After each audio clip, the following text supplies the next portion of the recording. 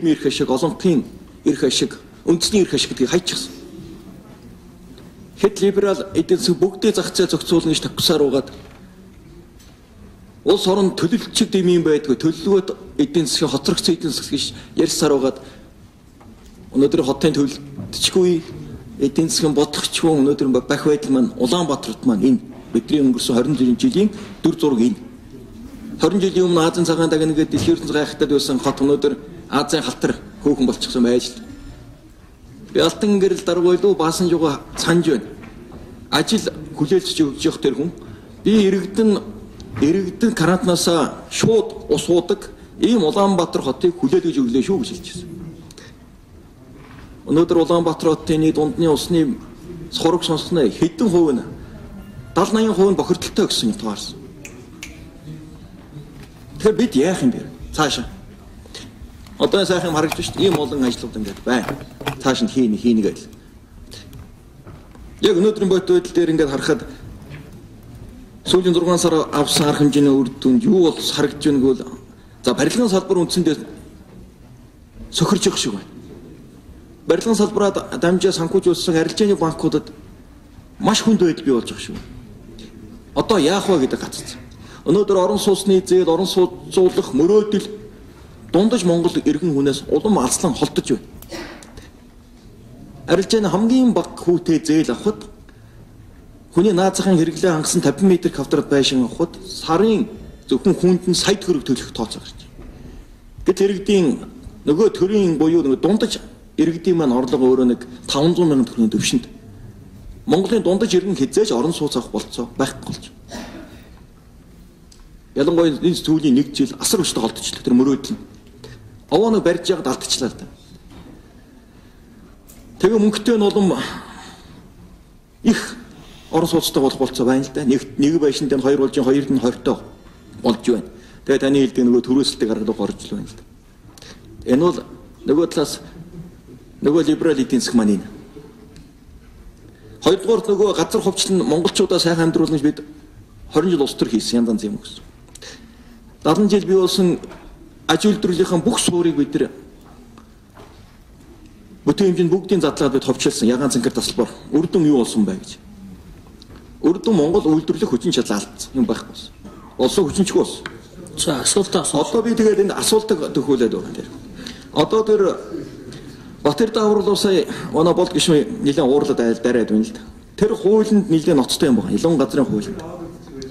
Би газрын хуулийг яриад газрын хууль. Бэлчээрийн асуудал байна.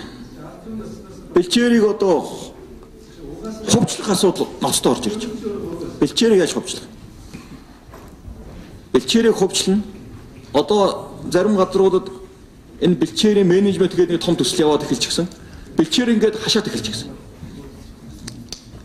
Тэгээд дагаад нүүдлийн соёл иргэншлэгээ нөгөө асуудал маань хүндэрчихвэл.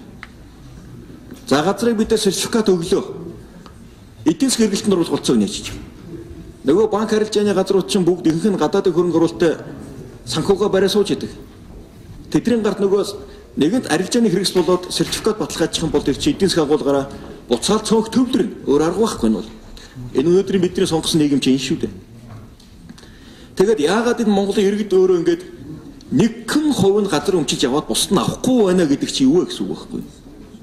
Тэр Монгол хүн бол мэдээд байна шүү дээ. Монгол хүн бол хамгийн давуу тал бид нар газартай. Тэр хувьчилж аваад ах шаардлагагүй газартай. Тэр бэлчээрийг хувьчлаад байхгүй тэр бэлчээрийг эзэмших хэрэгтэй. Ийм болохоор энэ 2 сая монголчин л оршид тогтоонд байгаа шүү дээ. Энийг хашаад хувьчлаад эдийн засгийн эргэлтэнд оруулаад арилжааны хэрэгс болох тусам уул ухаа дээр алдсан бодлого шиг нөгөө ягаан цэнхэр тасбар шиг юм лөө хүссэн хүсээгүй тэр өнөөдөр эдийн засгийн бий болсон загвар чинь татчихна. Цөөнхөд хуримтлагдана. Тэгэхээр энийг бид яах вэ? Тэр 1% гэдэг та энэ цаг болж. Үнэхээр дэд бүтцтэйсээ байна уу? Та ингэж дэд бүтц тавиад өгөхөр болчих юмаа гэдэг байна. Бас л юу бол гэж гайхаад байна. Дээрээс нь хотын А зэрэглэлийн газар гэж яриад.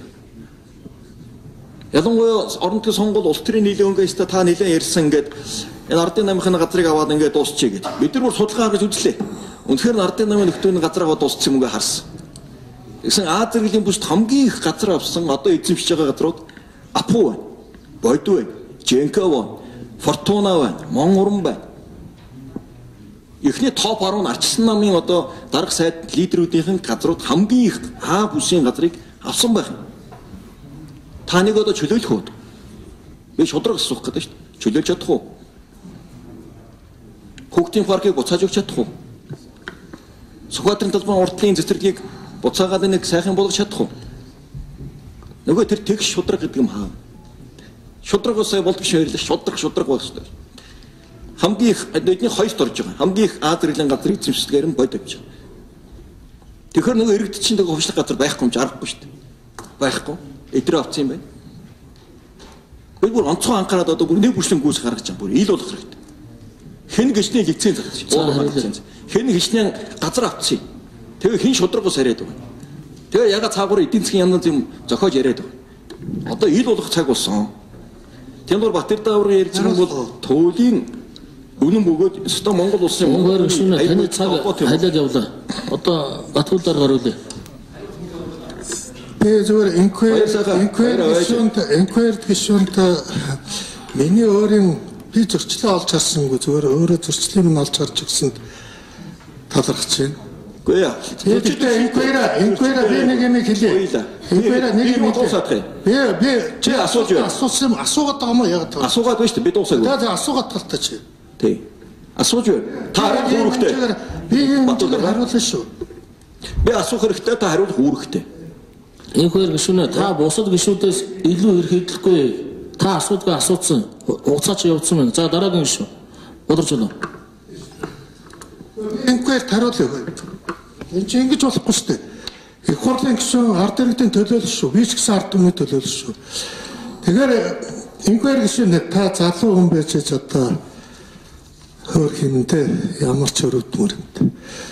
Би нэг юм хэлээ өөрт чинь нэг юм хэлээ инквайр. Бид нэр 90 оноос хойш энэ аж үйлдвэрийн парк таны өрөвдөд аж үйлдвэрийн парк концепт бол зөвлөлт холбоот ус гэдэг тэжээгч алдчихсан заа юу. Зөвлөлт холбоот ус гэдэг тэжээгчдэр байдаг гэсэн энэ эдийн засаг нь уссан.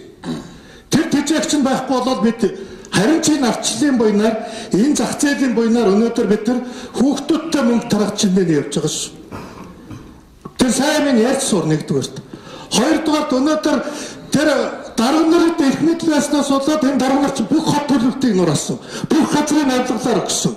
Өнөөдөр зайсан гэдэг бүр хуулиар хоригдсон газар зайсан гэдэг том хотолцоо шүү дээ. Тэр харуулыг янзлж яахгүй яа. Харин хэн авсан? Тэр харуулыг харин янзлж харин андаа хэн өгсөн юм бэ?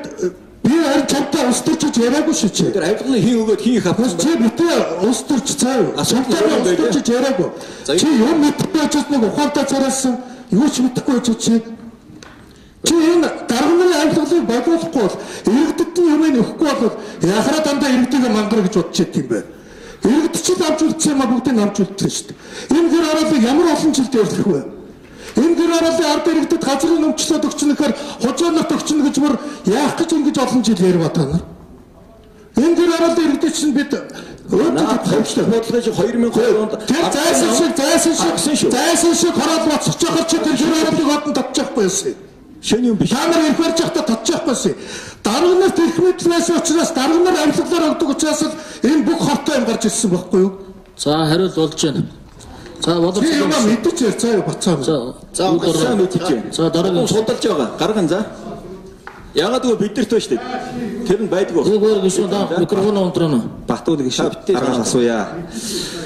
Улаанбаатар хотын шинэ төлөвлөлтийг хийгээд явж байна. Үнтэй уялдуулаад инженерийн шугамсуулжээ. Газар доорх дэд үтсийг одоо